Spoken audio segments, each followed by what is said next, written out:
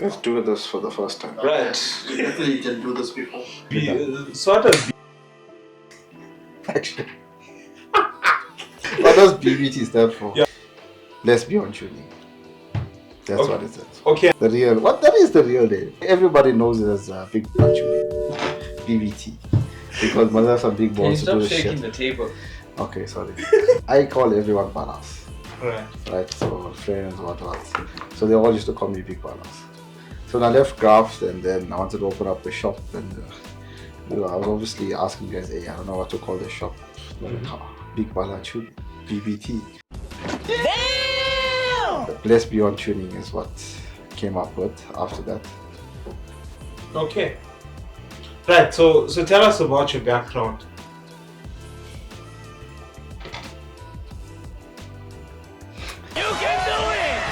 It didn't start, right? It was just like given to me. Like I didn't work those 6 days, 7 days, those 24, Yeah. 48 hours. Like it just happened. Fell in your lap. It just fell in my lap, you know.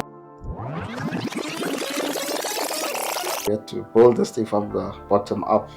Mm-hmm. So I did my apprenticeship in, obviously I finished school in 09, so I started my apprenticeship in 2010 with Renault Pinetown, qualified as Motor Mech 2014. Then I think end of 2013, my parents moved up, and then my chick also was studying over here, so moving up to Joburg wasn't a hard decision to make after I qualified, and then I started working at Renault East Rand. So I think after 2 years of broken promises, believe it or not, I resigned with no job offer in hand. So I resigned the morning. Lunchtime, Nissan phoned me for an interview. They offered me a job. So for me, I think that was God that gave me that opportunity, because I blindly just was done. Like I even phoned my chick and told her, I don't know what I'm doing here. I'm just resigning. I'm over it. Worked around some nice cars that we can't mention. Some super shit cars. Yeah. But we can work on them. What actually gave me that push to go and open up my own business was my Polo got written off that year. Yeah. Literally wrote off, but I wasn't even driving. I was in the driver's seat. I wasn't driving, but yeah. Truck sideswiped me. And they wrote that car off, so it made me debt free. And then I was like, yeah, debt free, might as well try something, And that's it. The rest is history. To the clients. Yeah, so we try and offer what a dealer would offer to our customers with our servicing, repairs, brake services, clutches, gearboxes, engines. And then obviously we have a bit of our fun side, our custom tuning. Obviously, okay, I'm the ultimate performance. I don't do the tuning myself, but I represent the brand that does, and then building engines, turbos, gearboxes. I mean, if you got the pocket for it, we can do it. Even if you want to get your car detailed, we can hook you up. Sabo Technique. Yes. Big Customer build will be my first RS3 AP fully forged motor, big turbo. That was for me was the ultimate build for me when I started off. And it wasn't even for a customer that does a lot of drag racing. He's just like purely just enjoys building his cars. Yeah. I had so much of fun with it. I was like, I wanted this car after I drove it for a couple of months just to run it in and stuff like that. And yeah, until I realized how expensive these things were. Shop bulls, got the Cupra. A lot of people know me for the red Cupra. Hashtag anti-lag the world. I think that should be called 1847 GP. Serious, I think it's crazy. But yeah, I've done everything on that car. Like all my R&D was that car, from stock turbos to hybrids to big turbos to stupid engine internals that shouldn't be working in that car for that motor. So parts from everywhere we actually tried, and so yeah, that car it doesn't make the most amount of power, but trust me, for me as a shop car, I've had the most fun in it. Currently I have the black S3. It works, it doesn't work. Works most of the time. Well, that thing is crazy. I mean, that's also fully built motor, big turbo TFSI, but also it's got 150 grand worth of sound and lighting. Question: speed or sound? Well, Bucky, I got it on Monday. Yeah. Tuesday, it had full software and exhaust. Wednesday, full sound setup. So I like both. I like everything. Like, let's not forget the black M5. Even the black. Graphite grape or whatever the color is. I think M5 is the ultimate street race car. For space, family. It's just a good all-round car, and it's a supercar killer, so don't need to cut and cut to make the car go fast. I need to have a Lambo. Like, I think a twin turbo Lambo would be it. Yeah. But I just can love the M5. Man. Most exotic. I've had a few Porsches, but I think my favorite probably, I don't know if it's considered an exotic. The S2K. Okay. You know, I mean, that thing is a fun car. They're a fun car. Here's one for the South African market. E30 or Golf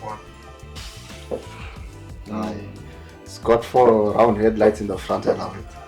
Right, we're back from the intermission. Yeah. I hope you got that. We're back from the intermission. Yeah, you know, sure. because our tech guy was a bit slow. Yeah. He drives a stock car, to be real. He recently changed his photo. Recently, it's in his back seat. What's next on the cars for the Cupra? So it's currently, I just rebuilt it now. Mm-hmm. Just doing basic street big turbo sidewinder setup there just to mess around. So basically, you get a bottom mount, top mount. This is basically your engine is here. Manifold sits right here, side of the engine, so side mount. Okay. That's the term, side mount. Favorite movie car? Eleanor. Go baby go. Go baby go. So, most common question that you get from customers at the shop. If I do any modifications, will the car be reliable?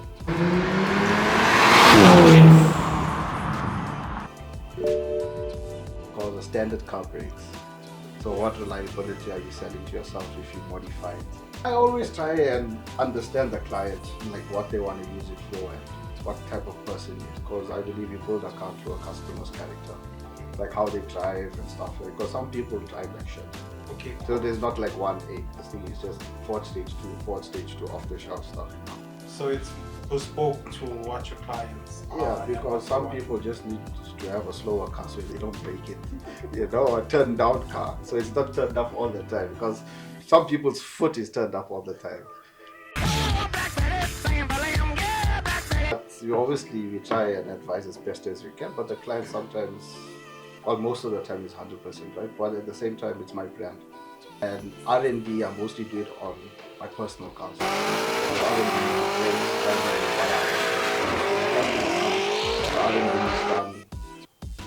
It's there, so we know what not to do to break the car, what not to break the car. So while we're on the topic of reliability, who's more reliable between Thai and Chevron? Probably Chevron because usually stock is Can't argue with that. the name one stock should be Chevron. Okay, so tell us about the R&D that goes into the vehicles, right? That car hasn't got a lot for what it has and for what it's doing. It's literally like when I got the car, it had downpipes and it Right. had XHP, but it's a custom tune by UP. And most of it's local tune, no international tunes, nothing. So that's the one good, impressive thing about the M5. So I still got stock turbos. Now I did intakes, meth. Before I built them, I did build the motor, drop in rods because we all know the rods are weak on that car. And yeah, and it does a 10-1. For what it has, it's not a lot of modifications. What does a typical race weekend look like? Mostly building race cars. It's like dumb shit that happens before you get to something breaks. Then you pull out all-nighter and then you have to drive through the night to get there, wake up in the morning or get there in the morning and it's already a race day and then, you know, do your thing and hopefully have a party over there on the track. You know, have a good time on the track. Ideally, you'll want your car race ready a week before, tested, just parked off, sent down to with a truck so you don't have to trailer it or you don't have to drive it down. Yeah, we don't like to put in import specs. Don't put that spec, we enter that shit on.